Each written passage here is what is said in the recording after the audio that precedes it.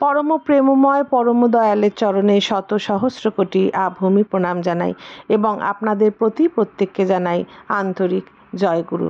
আজকে শ্রীমদ্ ভগবদ গীতার 7ম অধ্যায়ের জ্ঞান বিজ্ঞান যোগ সম্বন্ধে আলোচনা করব। শেষ অংশটুকু আলোচনা করব। জ্ঞান বিজ্ঞান যোগে ভগবান শ্রীকৃষ্ণ অর্জুনকে বললেন, বিভিন্ন ভোগাদির কামনায় যাদের জ্ঞান অপহৃত হয়েছে তারা নিজ নিজ স্বভাবের বশীভূত হয়ে সেই নিয়ম পালন করে অন্যান্য দেবতার ভজনা করেন, অর্থাৎ উপাসনা করেন। বিভিন্ন ভোগাদির কামনায় যাদের জ্ঞান অপহৃত হয়েছে তারা নিজ নিজ স্বভাবের বশীভূত হয়ে সেই নিয়ম পালন করে অন্যান্য দেবতার ভজনা করেন, অর্থাৎ উপাসনা করেন। পূর্ববর্তী দিনে আলোচনা করেছিলাম 4 রকমের ভক্ত ভগবানের আরাধনা করেন, যথা অর্থার্থী, আর্ত, জিজ্ঞাসু এবং জ্ঞানী। এদের মধ্যে যারা অর্থার্থী তারা বিভিন্ন রকমের জাগতিক কামনা বাসনা নিয়ে বিভিন্ন দেবদেবীর পূজা অর্চনা করেন। পার্থিব কোনো জিনিস লাভ করার জন্য এরা কোনো বিশেষ দেবদেবীর পূজা করেন। বিভিন্ন ভোগ্য বস্তুর কামনায় তারা বিভিন্ন নিয়ম পালন করে দেবদেবীর ভজনা করেন, অর্থাৎ উপাসনা করেন। যে সকাম ভক্ত শ্রদ্ধাযুক্ত হয়ে যে দেবতাকে অর্চনা করেন সেই ভক্তের শ্রদ্ধা আমি সেই দেবতাতেই দৃঢ় করে দেই। ভগবান শ্রীকৃষ্ণ আরও বললেন, যে সকাম ভক্ত, যে সমস্ত ভক্তের কামনা সকাম, নিজের জন্য কামনা বাসনা করেন, নিজের জন্য কামনা বাসনা করে কর্মে লিপ্ত হন, সেই সকাম ভক্ত শ্রদ্ধাযুক্ত হয়ে যে দেবতাকে অর্চনা করেন সেই ভক্তের শ্রদ্ধা আমি সেই দেবতাতেই দৃঢ় করে দেই। সেই ভক্ত শ্রদ্ধাযুক্ত হয়ে সেই দেবতার আরাধনা করেন এবং সেই দেবতার নিকট হতে আমারই বিহিত কাম্য বস্তু অবশ্যই লাভ করেন।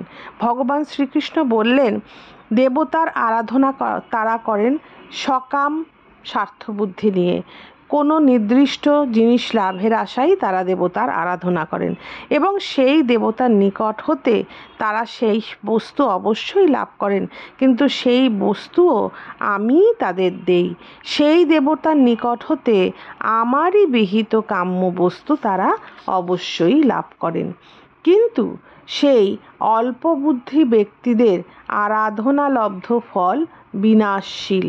তারা যেই বস্তু লাভ করেন তা চিরস্থায়ী নয়, তা বিনাশশীল। দেবতাদের পূজকগণ দেবতাদের প্রাপ্ত হন এবং আমার ভক্তগণ যেভাবেই আমাকে ভজনা করেন তারা আমাকেই প্রাপ্ত হন। বুদ্ধিহীন ব্যক্তিগণ আমার সর্বোৎকৃষ্ট অবিনাশী পরম ভাব না জেনে মন ও ইন্দ্রিয়ের অতীত সচ্চিদানন্দ ঘন পরমাত্মা স্বরূপ আমাকে সাধারণ মানুষের ন্যায় ব্যক্তিভাব সম্পন্ন বলে মনে করেন। ভগবান শ্রীকৃষ্ণ এখানে কি বললেন? বুদ্ধিহীন মানুষ, সেই বুদ্ধিহীন মানুষ আমার সর্বোৎকৃষ্ট অবিনাশী পরম ভাব জানে না। বুদ্ধিহীন মানুষ আমার সর্বোৎকৃষ্ট মানে সব থেকে উৎকৃষ্ট, সব থেকে উত্তম অবিনাশী পরম ভাব, অবিনাশী যেই ভাব বিনাশ হয় না, সেই সর্বোৎকৃষ্ট অবিনাশী পরম ভাব জানে না। কারণ আমি মন ও ইন্দ্রিয়ের অতীত, ইন্দ্রিয় বা মন দ্বারা আমাকে জানা যায় না। তারা সচ্চিদানন্দ ঘন পরমাত্মা স্বরূপ আমাকে সাধারণ মানুষ বলেই ভ্রম করে। তারা সচ্চিদানন্দ ঘন পরমাত্মা স্বরূপ আমাকে সাধারণ মানুষ বলেই ভুল করে। নিজ যোগমায়ার দ্বারা আবৃত বলে আমি সকলের নিকট প্রকাশিত হই না। তাই এই সব মূঢ় ব্যক্তিগণ জন্মরহিত অবিনাশী পরমেশ্বর আমাকে জানতে পারে না এবং আমাকে জন্ম মরণশীল বলেই মনে করেন। আরেকবার পড়ছি, নিজ যোগমায়ার দ্বারা আবৃত বলে আমি সকলের নিকট প্রকাশিত হই না। ভগবান কিন্তু সকলের নিকট ধরা দেন না, তিনি সকলের নিকট প্রকাশিত হন না। তাই এই সব মূঢ় ব্যক্তিগণ জন্মরহিত অবিনাশী পরমেশ্বর আমাকে মানে এখানে স্বয়ং ঈশ্বর নিজেকে বোঝাচ্ছেন। তিনি কেমন জন্মরহিত, জন্ম মৃত্যুর বেড়াজালে তিনি আবদ্ধ নন, অবিনাশী, তার কোনো বিনাশ নেই, পরমেশ্বর, পরম ঈশ্বর তিনি। এই সমস্ত মূঢ় ব্যক্তিগণ জন্মরহিত অবিনাশী পরমেশ্বর আমাকে জানতে পারে না, অর্থাৎ আমাকে জন্ম মরণশীল বলেই মনে করে। হে অর্জুন, অতীত, বর্তমান এবং ভবিষ্যৎ এই 3 কালের ভূত সমুদয়কে আমি জানি, কিন্তু শ্রদ্ধা ভক্তিশূন্য ব্যক্তি আমাকে জানতে পারেন না। ভগবান শ্রীকৃষ্ণ বললেন যে অতীত, বর্তমান, ভবিষ্যৎ এই 3 কালের সমস্ত বস্তুকে, সমস্ত ব্যক্তিকে তিনি জানেন, কিন্তু শ্রদ্ধা ভক্তি শূন্য যেই সমস্ত ব্যক্তি, যাদের শ্রদ্ধা ভক্তি নেই, সেই সমস্ত ব্যক্তি আমাকে জানতে পারে না। হে ভরতবর্ষীয় অর্জুন, জগতে ঈর্ষা দেশ হতে উৎপন্ন সুখ দুঃখাদি দ্বন্দ্বরূপ মোহ দ্বারা সমস্ত প্রাণী অজ্ঞান হয়ে আছে। বেশিরভাগ প্রাণীরই জ্ঞান নেই। তারা কিরকম?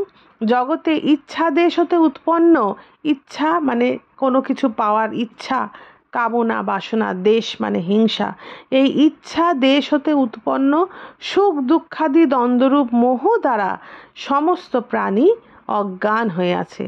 কিন্তু নিষ্কামভাবে শ্রেষ্ঠ কর্মের আচরণকারী যে সকল পুরুষের পাপ নষ্ট হয়েছে, তারা রাগ দেশ জনিত দ্বন্দ্ব মোহ মুক্ত হয়ে দৃঢ় নিষ্ঠার সঙ্গে আমাকে ভজনা করেন।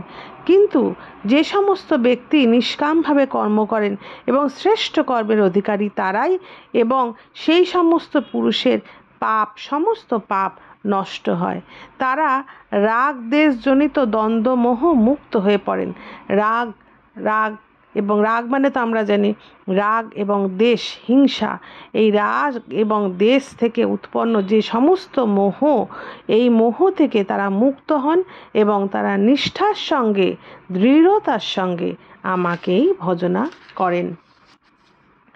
যারা আমার শরণাগত হয়ে জরা মরণ হতে মুক্তি লাভের জন্য যত্ন করেন, তারা সনাতন ব্রহ্ম, সমগ্র অধ্যাত্ম এবং অখিল কর্ম অবগত হন। যারা আমার শরণাপন্ন হয়ে জরা মরণ হতে মুক্তি লাভের জন্য যত্ন করেন, তারা সনাতন ব্রহ্ম, সমগ্র অধ্যাত্ম এবং অখিল কর্ম অবগত হন। যারা অধিভূত, অধিদৈব ও অধিযজ্ঞের সঙ্গে মানে সবার আত্মারূপে আমাকে জানেন, যারা সবার আত্মারূপে আমাকে জানেন, সেই সকল সমাহিত চিত্ত ব্যক্তি মৃত্যুকালেও আমাকে জানেন এবং আমাকে প্রাপ্ত হন। মৃত্যুকালে আমাকে স্বয়ং ঈশ্বর, স্বয়ং শ্রীকৃষ্ণ বলছেন, মৃত্যুকালে আমাকে কারা প্রাপ্ত হন?